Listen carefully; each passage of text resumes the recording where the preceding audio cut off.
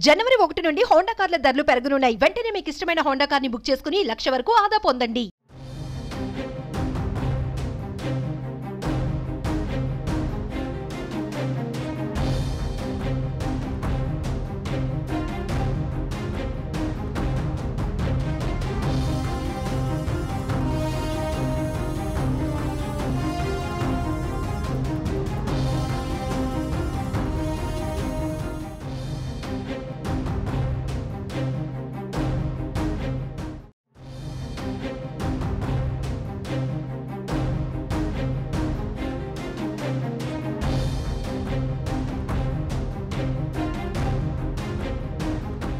AP ప్రభుత్వానికి హైకోర్టులో మరో ఎదురు దెబ్బ తగిలింది. విశాఖకు కార్యాలయాల తరలింపు హైకోర్టులో గురువారం విచారణ జరిగింది.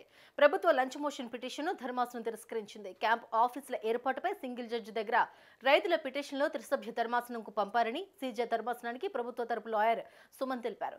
తీర్పు వచ్చే వరకు ఆఫీసులు తరలించవద్దని సింగిల్ జడ్జి ఆదేశాలు ఇచ్చారని ఆయన చెప్పారు.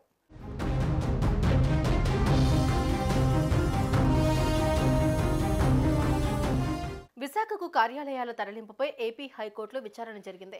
ప్రభుత్వ లంచ్ మోషన్ పిటిషన్ను ధర్మాసనం తిరస్కరించింది. క్యాంప్ ఆఫీసుల ఏర్పాటుపై సింగిల్ జడ్జి దగ్గర రైతుల పిటిషన్ను త్రిసభ్య ధర్మాసనానికి పంపారని సీజే ధర్మాసనం ముందు ప్రభుత్వ లాయర్ సుమన్ చెప్పారు. తీర్పు వచ్చే వరకు ఆఫీసులు తరలించవద్దని సింగిల్ జడ్జి ఆదేశాలు ఇచ్చారని ప్రభుత్వ న్యాయవాది తెలిపారు. ఉత్తరాంధ్ర అభివృద్ధిపై ప్రభుత్వం సమీక్ష చేయలేకపోతుందని లాయర్ వెల్లడించారు. లంచ్ మోషన్కు అనుమతి ఇవ్వాలని ప్రభుత్వ లాయర్ చెప్పగా ఇందులో అత్యవసరం ఏమీ లేదని సీజే ధర్మాసనం పేర్కొంది. తదుపరి విచారణ జనవరి 2కు హైకోర్టు వాయిదా వేసింది.